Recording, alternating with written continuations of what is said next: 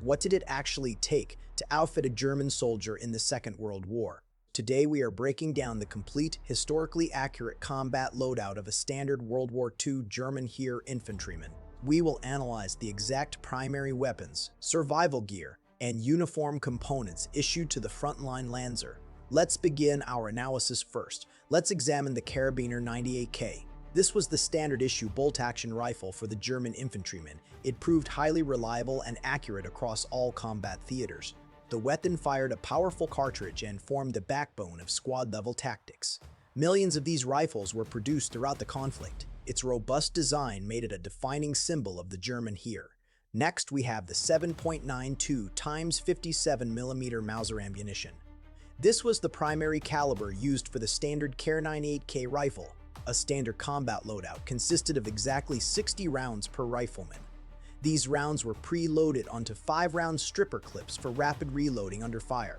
The heavy bullet provided excellent ballistics and penetrating power. This precise ammunition load ensured the soldier could sustain an initial firefight. Let's continue with the Model 1911 ammunition pouches. The infantryman was issued 2 of these specialized leather pouches.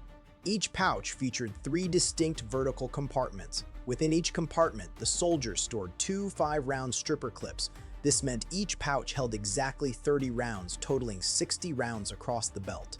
These pouches were worn on the front of the belt for immediate access. Moving on to the S84 2983 bayonet. This was the standard issue close combat weapon assigned to all riflemen. It was designed to lock securely onto the muzzle of the Kar 98K rifle. However, soldiers frequently used it as a versatile utility knife in the field.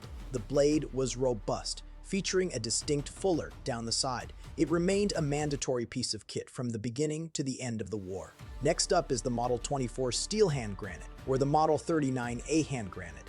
The Model 24 was the iconic stick grenade, offering excellent throwing leverage. The wooden handle allowed soldiers to hurl the explosive over impressive distances.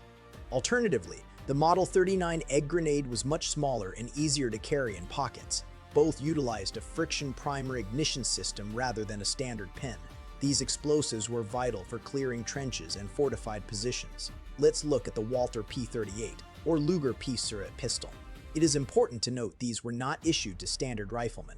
They were strictly reserved for officers, non-commissioned officers, machine gunners, and specialized roles. The Luger P08 is famous for its toggle lock mechanism and sleek profile. The Walther P38 eventually replaced it due to its simpler, more rugged design. Both sidearms fired the standard 9mm Parabellum cartridge. First for load bearing is the equipment belt, known as the Koppel. This was the foundational piece of gear for the German soldier. Early in the war, these belts were manufactured from thick, high-quality black leather. By the late war period, material shortages forced a switch to canvas web construction. All essential combat gear was suspended directly from this sturdy belt. It had to be durable enough to handle significant weight in harsh conditions. Next is the belt buckle, or Koppelschloss. This metal buckle secured the equipment belt tightly around the soldier's waist. It was prominently stamped with the traditional motto, Gott mit Might, uns, meaning God with us. Early versions were made of stamped aluminum with a pebbled finish. Later in the war, production shifted to painted steel to conserve crucial metals. The buckle was both functional and a distinct piece of military insignia. Moving on to the Y-straps, officially the Koppeltragegestel. These leather suspenders were introduced in 1939 to help distribute the heavy belt weight. By 1941, they became universally standard across the German Heer. They hooked onto the front of the belt and connected to the back. This system prevented the heavy ammunition pouches from dragging the belt down. Y-straps were critical for maintaining mobility during long infantry marches. Let's continue with the bayonet frog, or Seidengaftusgay. This was a dedicated leather carrier designed specifically for the S84 the 98.3 bayonet. It slid directly onto the equipment belt, usually worn on the left hip. The frog securely held the metal bayonet scabbard in place during combat maneuvers. It ensured the blade was always within reach for hand-to-hand engagements. Infantrymen relied on this simple but effective leather suspension loop. Next up is the entrenching tool carrier. This component held the soldier's spade firmly to the equipment belt. Early models were constructed entirely from durable, high-quality leather. As the war progressed, the military transitioned to a material called Prischstoff. This ersatz, or substitute, leather helped save vital resources for the war effort. The carrier featured specialized straps to keep the heavy shovel from bouncing while running. First in field gear is the M38 gas mask canister, or Gasmaskenbuche. This distinct corrugated metal tin was carried by every single German soldier. Inside, it securely housed the issued gas mask and a set of spare lenses. The rigid, fluted design protected the delicate mask from being crushed in the field. It was usually slung over the shoulder and rested on the lower back. This canister is one of the most recognizable pieces of German field equipment. Next, we have the gas cape pouch, or Gasplane-Tasche.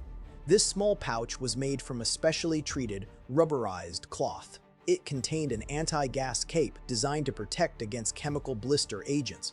Soldiers typically strapped this pouch directly to the gas mask canister strap. Alternatively, it was sometimes worn flat across the soldier's chest.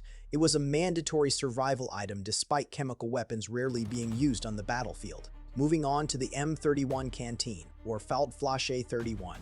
This essential hydration tool was originally manufactured from lightweight aluminum. Later in the conflict, production shifted to steel due to severe material shortages.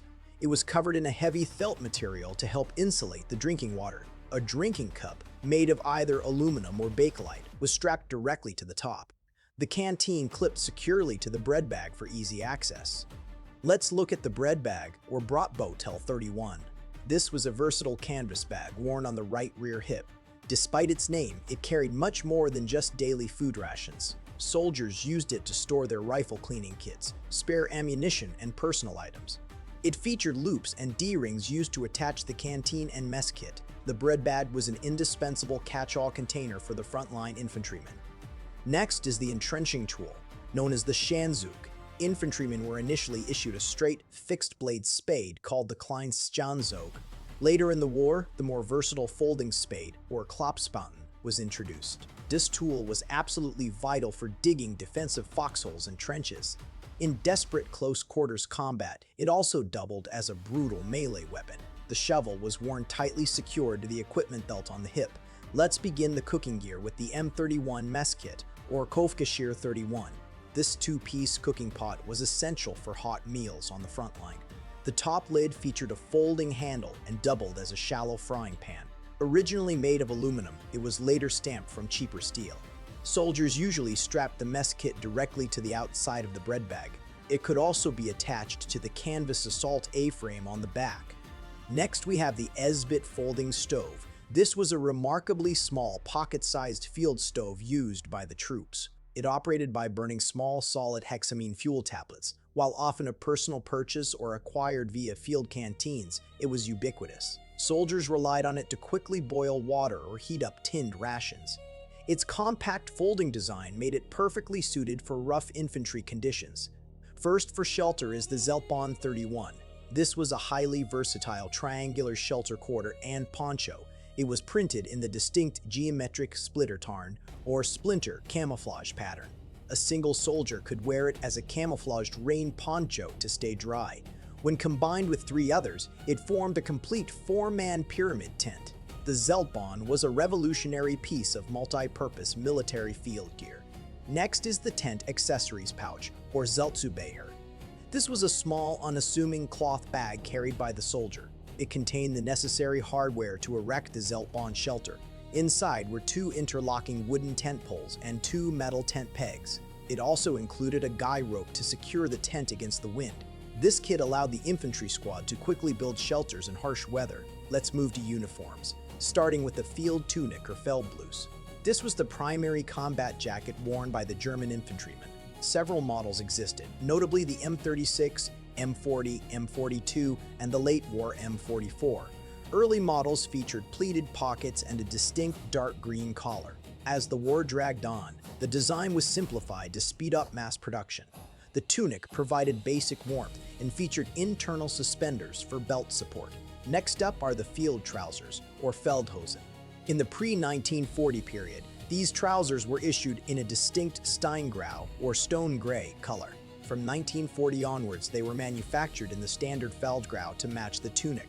They were designed to be baggy enough to allow for rigorous physical movement in combat. The trousers featured internal attachment points for traditional button-style suspenders. They were ruggedly built to withstand the abrasive conditions of ground combat. Let's continue with the footwear. Early in the war, soldiers famously marched in tall leather jackboots, known as Marschstiefel. These iconic boots were durable and offered excellent lower leg protection. However, leather shortages forced a massive logistical change around 1941. The military widely replaced them with shorter ankle boots, called Schnürschuhe. These ankle boots were worn in conjunction with heavy canvas gaiters, or Gamaschen. Next is the iconic steel helmet, or Stahlhelm. This provided critical shrapnel and ballistic protection for the soldier's head. The primary models issued during the war were the M35, M40, and M42. The M35 featured a rolled rim and separately inserted ventilation grommets. The M42 simplified the manufacturing process by leaving the rim unrolled and flaring outward. The Stahlhelm is arguably the most recognizable piece of German military hardware in history. Moving on to the field cap. When not wearing the heavy steel helmet, soldiers wore lighter cloth headgear. Early on, the M38 side cap, nicknamed the Schiffchen, was the standard issue. It was a simple envelope-style cap made of field gray wool. Later, the military introduced the universally standard M43 field cap, or Einheitsbeltmütze. The M43 featured a functional visor and ear flaps, becoming heavily favored by the troops. Next, we have the base layers. Beneath the heavy wool uniform, soldiers wore a standard issue shirt. This shirt was typically dyed in a field gray or a reed green color. The military also issued heavy wool socks to prevent trench foot and blistering. Basic cotton or wool underwear completed the soldiers' primary clothing layers. Proper base layers were absolutely crucial for surviving the bitter European winters. First for sustenance is the standard daily issue rations. A soldier's typical frontline diet relied heavily on dense carbohydrates. This usually meant knäckebrot, which was a hard bread, or a heavy Kommissbrot loaf. Protein came in the form of tinned meat, known as Fleischkonserve, alongside sausage or cheese. To drink, soldiers were often given a bitter substitute coffee called Ersatzkaffee. These rations were calorie-dense but frequently monotonous during long campaigns. Next is the iron ration, or Eisern portion. This was a strict emergency food reserve issued to every frontline soldier. It was permanently kept inside the bread bag and only eaten upon direct orders. The ration typically consisted of 250 grams of hard, durable biscuits. It also included a 200-gram tin of preserved meat. The iron ration was the soldier's absolute last resort to stave off starvation. Moving to identification, we start with the Sollbusch. This was the individual soldier's central identity and service record book. It contained comprehensive logs of his pay, unit transfers, and issued equipment. Medical personnel also used it to record vaccinations, blood type, and sustained wounds. The book was mandatory to carry at all times, usually kept in the tunic pocket. It was the absolute most important document a German soldier possessed. Next is the Erkennungsmarke, the German dog tag. This was an oval-shaped disc made of zinc or lightweight aluminum. It was worn constantly around the soldier's neck on a cord. The disc was stamped with the soldier's unit information and personal roll number. Crucially, it was scored down the middle so it could be cleanly snapped in half upon death. One half stayed with the body, while the other was sent back for casualty processing. First for personal gear are the maintenance kits. The absolute most essential was the M34 rifle cleaning kit, or Reinigungsgrad 34. This small metal tin held brushes and oil and was strictly kept in the bread bag. Soldiers also carried dedicated boot cleaning kits to preserve their leather footwear. A small sewing kit, affectionately known as the Kameradenhilfe, was issued for uniform repairs. Keeping equipment operational was a matter of life and death. Next, let's cover hygiene. Maintaining field sanitation was difficult but required for unit health. Soldiers carried a basic shaving kit alongside a toothbrush and a comb. A block of hard field soap, known as Kernseife, was standard issue for washing. They also carried a small cloth towel to dry off after river or bucket baths. Good hygiene practices help prevent the spread of disease in crowded trench networks. Finally, let's conclude with miscellaneous items. Soldiers carried various small comforts to maintain morale on the front line. Cigarettes and a reliable lighter or matches were highly prized commodities. A sturdy pocket knife was essential for opening rations and daily utility tasks.